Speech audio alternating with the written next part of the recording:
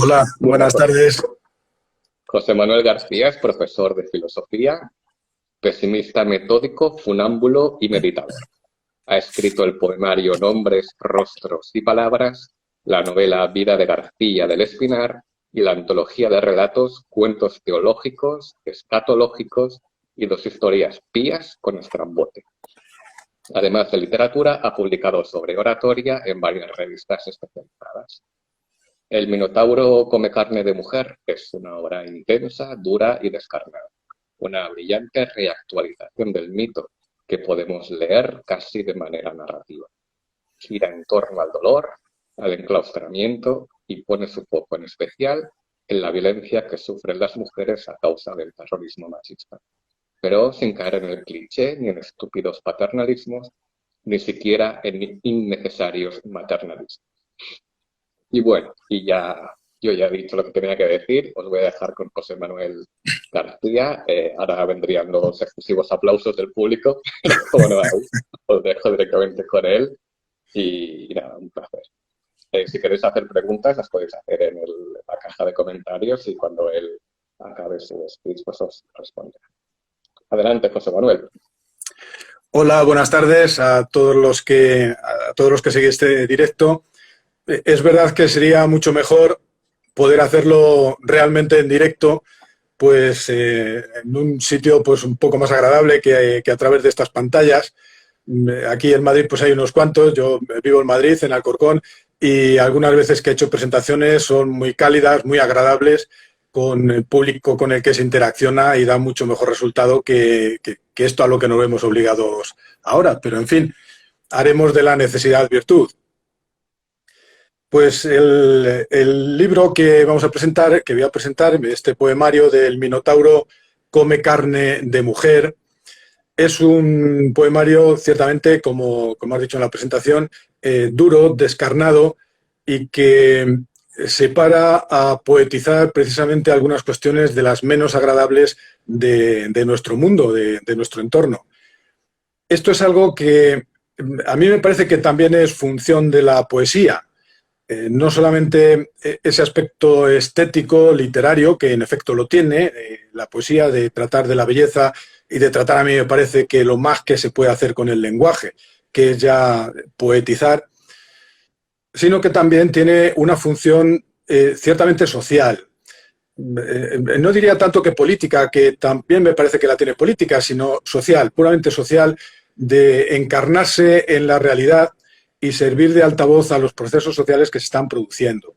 En este caso, el Minotauro se fija más, se centra más en la cuestión de la violencia contra la mujer y también en otras violencias, por ejemplo, los emigrantes o los desposeídos, de los cuales pues también trata en algunos de los poemas. Es una función, por otra parte, que la poesía tiene pues desde el principio que se comienza a poetizar, al menos en Europa. Ya a Platón lo que se le ocurre es echar a los poetas de su república. A mí esto siempre me llamó mucho la atención, ¿no? De alguien que, como Platón, ¿no? Parece pues bueno, una cumbre intelectual de nuestra cultura, y una de las cosas que hace es echar a los poetas precisamente porque, dice él, desvían de la verdad, ¿no? Al hacer poesía y arrastrar con la belleza de tal manera, pues resulta que desvían de la verdad, que tiene que consistir en otra cosa. Sin embargo, Aristóteles un poco después, hablando en la poética, le da como dos funciones muy interesantes a la poesía, que son el cultivo de la piedad y el ser higiénica respecto al temor. Él habla sobre todo del teatro en esta obra de la poética, pues dice, bueno, pues es para cultivar esa piedad, esa forma de estar atentos a los demás, y por otra parte de echar fuera el dolor mediante la contemplación de las cosas realmente desagradables, de las tragedias, que de otra manera no podríamos mirar directamente. Cuando uno está viviendo la tragedia, no es capaz de reaccionar frente a ella de la misma manera que cuando la ve, y entonces pues suelta esos sentimientos y sale pues más a gusto, más contento y más limpio por dentro y por fuera también. Pues algo así es lo que a mí me parece que la poesía no debe perder de vista cuando se hace, aparte de la cuestión estética y puramente de belleza literaria, el hecho de que también tiene esa función dentro del engranaje social de ser capaz de denunciar de alguna manera de esta manera precisamente llevada a través de las alas de la belleza, de esa manera que puede que lleguen más directamente a los corazones, que lleguen más directamente al sentimiento y al mismo tiempo también tenga una capacidad de reacción frente a los problemas a los que nos enfrentamos. En este caso yo he querido fijarme, o más que he querido fijarme, es que me ha llevado, porque no es la forma habitual en la que yo hago poesía, pero me ha llevado el hecho que me empieza a preocupar y llevo tiempo preocupado por este problema, junto con la crisis de los inmigrantes y de los refugiados, pues cómo sobre esto también se podía decir algo que fuera bello, aunque fuera duro, aunque fuera algo difícil de soportar. Y por eso quise hacer este poema y situarlo justamente en el laberinto, este ya conocido mito de la mitología griega, donde aparece este ser monstruoso, producto de esa pasión desaforada de Pasífae con el toro que Poseidón regaló a Minos y que genera pues al Minotauro. Y el Minotauro es un ser monstruoso que requería un tributo anual, otros dicen que cada 3 años, cada 7, pero bueno, anual, de 7 doncellas y de 7 jóvenes doncellos, vírgenes, para comérselos. Era puro y duro canibalismo, pura y dura tortura dentro de ese ámbito que era el Minotauro, donde lo habían encerrado, donde lo encerró Dédalo para que pues, no arrasara los campos de Creta. Sin embargo, lo he querido poner que el Minotauro come carne de mujer precisamente porque ahora tengo la impresión de que es precisamente la mujer, las 7 mujeres que llevaban al Minotauro, no los 7 jóvenes, que también lo sufrían, quienes están soportando ahora la mayor dureza de todo este proceso de violencia. Los más pobres de los pobres son siempre mujeres. Los más desfavorecidos de los desfavorecidos son siempre mujeres. Y llama mucho la atención que de una humanidad donde estamos ahora unos 7.000 millones de personas, pues haya la mitad, ¿no? Pues 3.500 millones, que son consideradas inferiores por los otros 3.500. Esta es una división que se hace en el género humano de una manera, vamos a decir, tradicional, histórica, sin ningún otro motivo más que porque siempre se ha hecho así. Y la cosa es que incluso nos estamos enfrentando ahora a unas situaciones en las que ya parece que se dice que todo eso ha pasado y que las mujeres están en igualdad de condiciones con los hombres, siendo como es que si hemos avanzado bastante en algunos países, como pueda ser el nuestro, países occidentales, pues en otros ser mujer es un auténtico infierno. Y así hay que decirlo. Me estoy acordando de la India, me estoy acordando de países de África, donde, aparte de aspectos culturales, que eso en cierta manera repampinfla todo este asunto, lo cierto es que las mujeres siguen siendo precisamente los más pobres de los más pobres, los más desfavorecidos de los desfavorecidos. El Minotauro se sitúa en el laberinto. El laberinto es un espacio cerrado, un espacio donde no se puede salir, pero tampoco se puede entrar. La puerta donde hay de entrada es únicamente para entrar, para ser comido por el Minotauro, que está encerrado allí precisamente para que no salga de allí. Por eso, al principio del libro, trato de situar este lugar que es el laberinto y trato de hacer ver también que ese laberinto es algo que trasciende lo que pueda ser un lugar en concreto. El lugar que se construyó allí en Creta y donde el laberinto estaba enclaustrado, sino que es pues una parte física, unos laberintos que tenemos ahora mismo en nuestro mundo situados. Me estoy acordando de los campos de refugiados de la isla de Lesbos, los campos de refugiados de Canarias, que no los tenemos tan lejos, ¿no? Que son laberintos donde metemos a esta gente para que allí tenerlos confinados de alguna manera. Y en esos laberintos yo me preguntaba, pero quizá también pueda ser una conformación interior nuestra, de cada uno de nosotros. Por eso hice el poema. Voy a leer este primero, que aparece en la página libre 15 del libro, que se titula Epifanía del laberinto. Y he tomado la palabra epifanía, precisamente que estamos ahora casi a punto de celebrarla, dentro de poquito en enero, que es una palabra... Que tienes decoración navideña. Claro, estoy ya entrando en ello. Tomándola como epifanía precisamente para que tenga ese sentido religioso. Quiero decir, hay aquí algo trascendente respecto al laberinto y respecto a su situación. Si os parece, voy a leer el poema. Se titula Epifanía del laberinto. Y de súbito, con la certeza de la muerte, del odio, con la lucidez del pensamiento, con la sorpresa del amor de quien no quieres, sobre mí, en torno a mí, frente a mí, ceñido por la atmósfera del duelo, me sobrevino la ominosa presencia del laberinto, toda entera, brutal como el impacto de una bestia en carga. Su abrazo intenso de amante angustiado me golpeó con densidad oscura, dentro, fuera, inmenso, vacío, aéreo, inasible, opaco, precedido del olor de la malva, frío y duro como la tripa de un pez o el caparazón del cangrejo. Supe que el laberinto también dentro de mí habitaba, contenido en la náusea de la madrugada y la inquietud sin sosiego, el llanto detenido, la pesadumbre de cuerpo derrotado, la pena de ser humano y la conciencia enclaustrada, sin puerta, sin salida, sin entrada. Aquí es donde sitúa al laberinto, en este espacio ciertamente exterior, pero también interior, en el que nos situamos cada uno de nosotros respecto a las situaciones que vivimos, respecto a la situación de nuestra cultura. Y en este laberinto es donde va a ir transcurriendo el poemario, situando a varios personajes, situando la atmósfera de ese laberinto y viendo cuáles son pues, algunos de los problemas que yo me he atrevido a incluir dentro del laberinto. Entre ellos, y muy central, pero es un poquito largo de leer, el poema que titulo Alimentos 2019, y donde voy realmente repasando en una especie de letanía los nombres de las mujeres que fueron asesinadas en el año 2019 y hasta donde se cerró la edición, pues también algunas del año 2020. ¿Por qué este problema en concreto? Porque a mí me parece que es la transmutación total de lo que puede significar las relaciones amorosas. Que te mate a alguien que quieres es, me parece a mí, lo último que ya puede acontecer. Que te mate tu enemigo es algo que entra dentro de la normalidad. O que te mate a alguien a quien no conoces porque quiere hacerte algo, quiere robarte, pues bueno, vamos a decir que entra dentro de esto que somos los seres humanos. Pero que te mate aquella persona a la que tú has dado tu confianza, a la que has dado tu ser, que tienes con ella una relación amorosa, eso me parece tan terrible y tan sanguinario que, como dice el primero de los poemas que comienza el poemario, Dios solamente creó el miedo, lo demás ya lo hemos hecho nosotros nos bastamos. Y por eso este poema se sitúa de manera central a lo largo del poemario.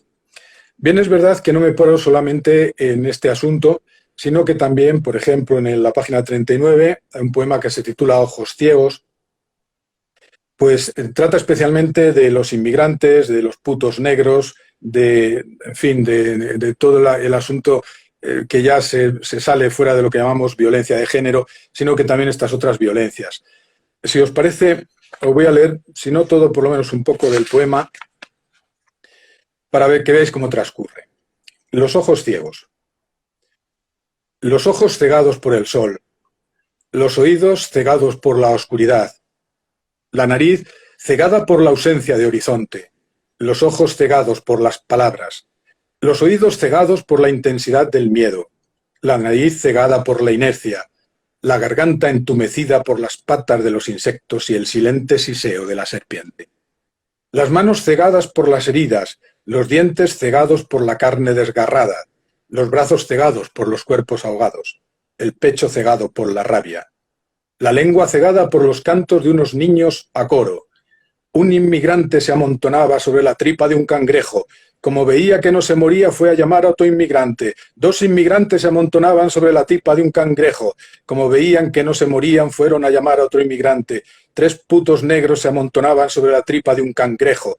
Como veían que no se ahogaban, fueron a llamar a otro inmigrante. 1000 putos moros se amontonaban sobre la tripa de un cangrejo. Todos se ahogaron y fueron a llamar a otro inmigrante. La frente cegada por la marca de Caín, la eternidad circular del constante comienzo.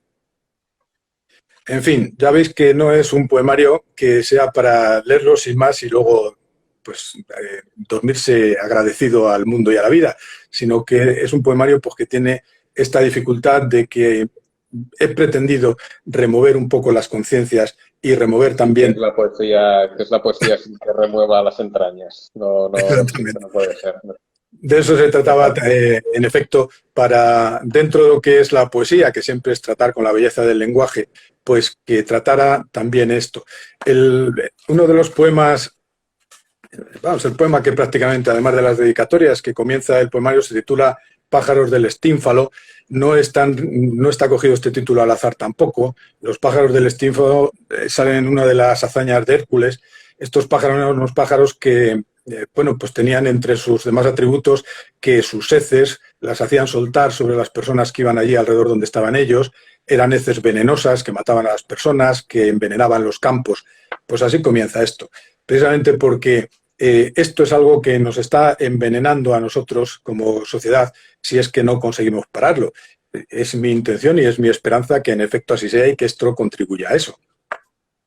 Me parece también, voy a leer uno de los poemas que están en el centro del poemario, que se titula El Minotauro. Es en el único que ya hablo directamente de él. También otro un poquito anterior, que se titula La Bestia. Y en esto trato de retratar ya a este personaje tal como intento situarlo dentro de todo el contexto que va desarrollándose a lo largo del libro. Lo voy a leer este entonces. El Minotauro. Un solitario gemido me heló el corazón, pero me dijo, te quiero, amor mío. Hedía un trozo de carne a su lado, una vagina, una placenta. Se sentaba en un banco de piedra sostenido en los bordes de la angustia. No puedo vivir sin ti. Con tanta soledad la voz quebraba en sus labios monstruosos. La locura arañaba las paredes con pelos arrebolados de mujer como dedos de vino. Eres mía, y yo tuyo. Como un martillazo en la cara, como el insulto obsceno de un niño, como la palabra de un juez. Pero no me miraba. O nada esperaba de mí, o nada esperaba de sí. Le noté aturdido, poco alerta, quizá ahito, rezumando entre un aura de siglos pesada y opaca, agotada en su testud de bestia, la resignación de un hombre caducado. Un hombre caducado porque yo creo que esto está caducando ya, toda esta forma de ver las sociedades, de entender las sociedades, las relaciones violentas y las relaciones que disminuyen a las personas. Yo tengo esperanza. Es verdad que, como me has presentado bien, Alberto, soy un pesimista metódico. Eso quiere decir que yo tomo como método el pesimismo, pero mi método, siendo el pesimismo, es para conseguir, igual que quería Descartes, una idea clara y distinta, pues yo quiero también una esperanza clara y distinta para poder seguir viviendo en este mundo, a pesar de que la realidad en la que vivimos veo que tiene también estos contrastes tan claroscuros y tan negros como puede ser lo que representa los minotauros vagando por el mundo y comiendo carne de mujer. En fin, sea esta mi contribución a la poesía y también a este, si queréis, cambio social que yo espero que poco a poco vayamos consiguiendo. Gracias por vuestra atención. Bueno, veo que no ha habido preguntas y aún estáis a tiempo de hacer alguna pregunta.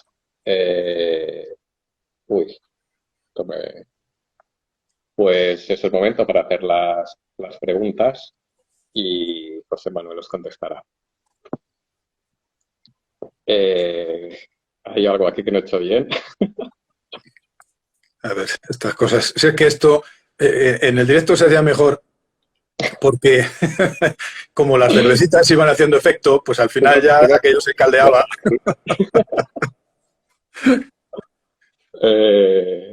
Bueno, no sé cómo quitar el... Veo que pregunta Almudena que si estoy trabajando en algo nuevo. Sí, tú vas respondiendo. Vale, pues le voy respondiendo. Sí, estoy trabajando en algo nuevo, estoy trabajando en varias cositas nuevas. Ha dicho antes también Alberto que yo suelo publicar cosas de oratoria y de retórica.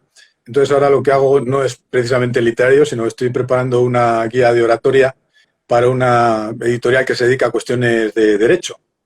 Eso a mí me gusta, me divierte, pero bueno, no es demasiado literario. Se llama así, Guía de Oratoria Forense, de la editorial Walter Kluwer. Y también estoy trabajando en una novela que vamos a decir que tampoco es demasiado alegre, no os quiero adelantar.